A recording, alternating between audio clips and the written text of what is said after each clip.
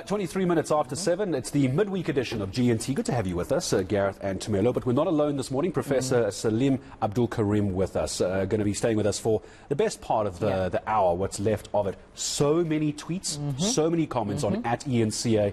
Hashtag the SA morning, and also you're welcome to tweet me at Gareth Edwards SA, which is exactly what Gerald Naidu did. Tumza at Gerald_Naidu.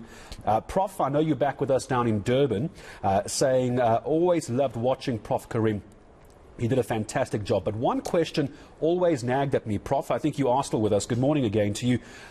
Gerald Naidu wants to just get your thoughts. What was behind the MAC rationale behind banning alcohol and particularly cigarettes early on in the pandemic? Surely it was all to stimulate illicit supply. Look, I don't think we need to talk about the illicit supply soliciting. I don't think that was part of the plan. But it does remind us of what those early days were like. Yeah, I remember, because we couldn't buy open shoes, food, open shoes, and some certain hot chicken, you know, our favorite. And I suppose the question is, what was the rationale behind that? In hindsight, or in reflection, Prof, was that a good move? So when you look at the alcohol issue, the many of those issues were recently discussed again in the court case that the SAB took to court against the government. It's very simple. When you look at COVID-19, the main services that we need in the healthcare system is going to be the ambulances, the emergency room, the oxygen supply, the ICU. So those are going to be the key things. When you have a situation where alcohol is the main driver of patients who need those services, whether it's from gender-based violence, or whether it's from motor vehicle accidents, or from acute pancreatitis. So there's a whole range of medical conditions that alcohol drives, and when they get sick, they use exactly those same services. So what will happen is that the healthcare services are consumed by alcohol-related problems, and there aren't enough beds and capacity for COVID-19. So that was our rationale for restricting alcohol use during the periods when our healthcare service was at pressure. And it was only for short periods at a time. But when it was done, we were vindicated in that the evidence showed that when alcohol restrictions went into play, the number of hospital beds and ICU and oxygen required for alcohol-related problems went down drastically. So in retrospect, it was a good decision, and the courts have found it now repeatedly that it was the correct decision at that time. Also, Prof, I'm sure you're aware there's been criticism, not only from ordinary South Africans, but also from, health experts around government making decisions that are not scientifically backed. Can you clarify that? When you sat in those meetings as the ministerial team, were you taking decisions that were backed by evidence, by scientific evidence at that, due to obviously various reasons that we're seeing around what's happening with COVID-19, or was it not medically backed at all? Because the likes of Shabir Mahdi, Professor Shabir Mahdi as well, came right here, spoke to us numerous times about the frustration of not seeing almost scientific backing to some, if not most, of the decisions that were taken.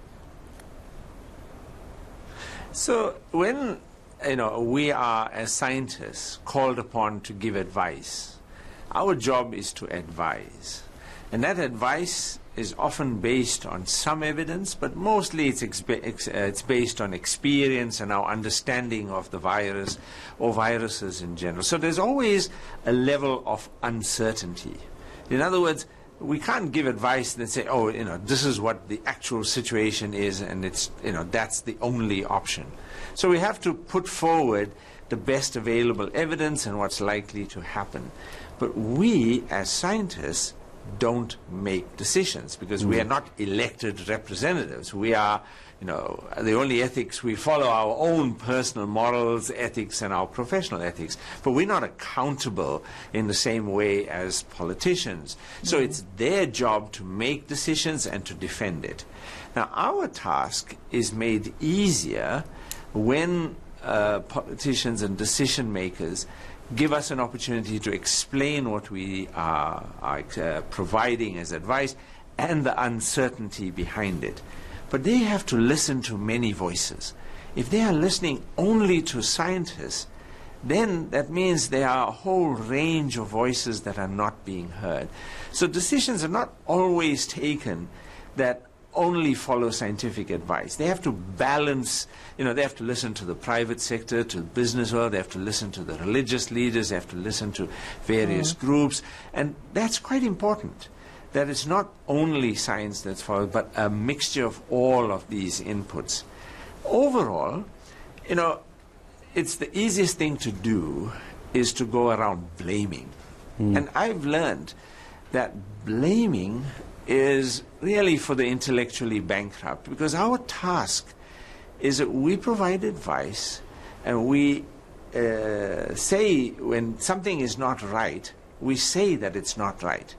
But our task is not to blame, because blaming at a time when we need to be coming together just serves to set us asunder. So there's a way in which you call a spade, Yeah. and when something goes wrong, you say it is wrong. But that's different from playing a blame game. I think overall, in South Africa, it has been dealt, the pandemic has been dealt with reasonably well. I mean, there were some colossal blunders, like, the department, one of the other, not the health department, but one of the other departments, economic development, that released ridiculous regulations about what you can eat and what shoes you can buy and what T-shirts you can buy. That's just nonsense.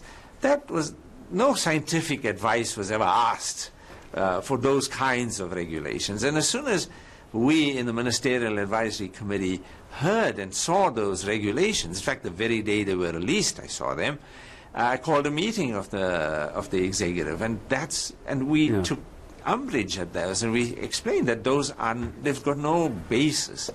But government does that. If we're expecting governments to do everything correct, it just doesn't happen like Prof, that. We have to I'm accept curious. that there will be certain things that we advise on. They should take our advice when it's important. I'm curious to hear, Prof. I want to go back to Tumza's analogy around and the idea of what the Karim household must look like on a Sunday lunch. And you spoke about everything this family is. Tumza and I actually want to come and have lunch with the Karim family. We might bring some cameras through.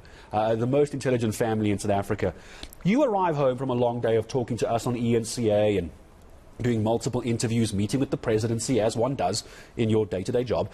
You get home, and it's Mrs. Karim, Mr. Karim, and Kitty Karims. Do you ever talk about COVID-19 over dinner at night? Did you ever go, yeah, that was a bad idea. I don't know why we did that. Did you ever, behind closed doors, did the wife ever say to you, Salim, this wasn't a very good move, what are you doing? Well, we have those discussions all the time. So during the waves, all three of our children generally come to stay with us. We just want to be sure that they are safe, and if there's any health problems, that we can deal with them. So this is a discussion all the time, because my eldest daughter, Safura, is a lawyer, and she deals largely with health law. My second daughter, Aisha, is a journalist, and she's a health journalist, and she's always talking about COVID. And my son, who's a computer scientist, has been working on COVID-related programming. So the whole family talks about COVID. And the discussions are quite fascinating, because we disagree quite sharply on some issues, but we agree strongly on others. I mean, on vaccines is the one area we have a lot of common ground. We all think that people should be vaccinated, and that vaccines are really important if we're going to tackle this problem. But in other areas, we have differing views. To what extent should we have the military involved? What is going on in that this has become a feeding frenzy for corruption under the guise of the COVID response. So I mean, we have very, shall I say, animated and vigorous discussions. Yeah. And on that note with vaccine, I'm glad you brought it up, Prof, because that was going to be my next question. Is South Africa capacitated enough to, produce and create its own vaccines? What are your views on, the country being at a point and a place where we can manufacture vaccines, and perhaps even the rest of the continent also receiving access to vaccines? Because we know there's been a lot of conversation about lack of equitable vaccines in the continent compared to our Western counterparts. But where do you stand in terms of that view?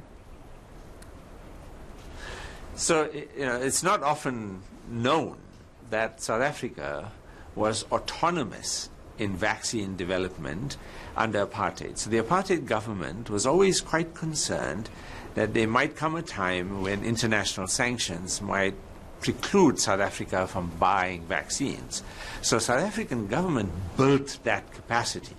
And we used to make all our own vaccines. The State Vaccine Institute used to make the BCG vaccines, the SIMR made DPT vaccines, the National Institute of Virology made polio vaccines. I mean, we as a country made our own vaccines. We didn't buy vaccines. But when it came to a situation in 1994 where we had to consolidate all of these, and the decision was made that we can buy vaccines much more cheaply rather than make it ourselves, and we don't no longer have this threat that the world will not supply us. All those institutions were consolidated, and we lost a lot of that capacity, and that's very unfortunate, because now to rebuild that capacity is different. But one of the biggest reasons why we had to do that, or why it was done at the time, was that the world's regulatory environment became more complicated. In other words, the requirements to have a licensed vaccine became much more onerous, and one that became extraordinarily expensive to manage. So we've had this capacity. We have many people who know how to do this. We can do it again. There's no question of that. But we are now dealing with a completely new technology. We're not dealing with any of the technologies we dealt with before. We are now talking about making mRNA vaccines. That is much more complicated. And so there we have to rebuild that capacity, and that's already started in the WHO technology hub that is trying to figure out how best to make mRNA vaccines. And we have to do it, because there are going to be many vaccines in the future that are going to be mRNA based. And so we have, as a country, to take those steps now for the future, when we're going to need to be able to make mRNA vaccines. And Prof, and we're going to get you back in a couple of minutes from now. What will be the final part of our discussion, and there's quite a lot we actually want to get through as well. I just want to throw this out to you as well. Someone tweeting us, tweeting me at Gareth Edwards Essay. This is from at Amapatapata, asking, or actually saying, Prof must take up the position of Minister of Health, as he is the best candidate for our country. We're going to ask you about that a little bit later as well. Then we need to talk about your work in AIDS and HIV, because that's really what we want to talk about as well. Everyone knows you from COVID-19, but there's a lot more to the Prof than just that. And we need to talk about monkeypox. Absolutely. As well. Where are we on that? But we're going to come back to the Prof on that in a few minutes from now. All right. With that being said, let's remind you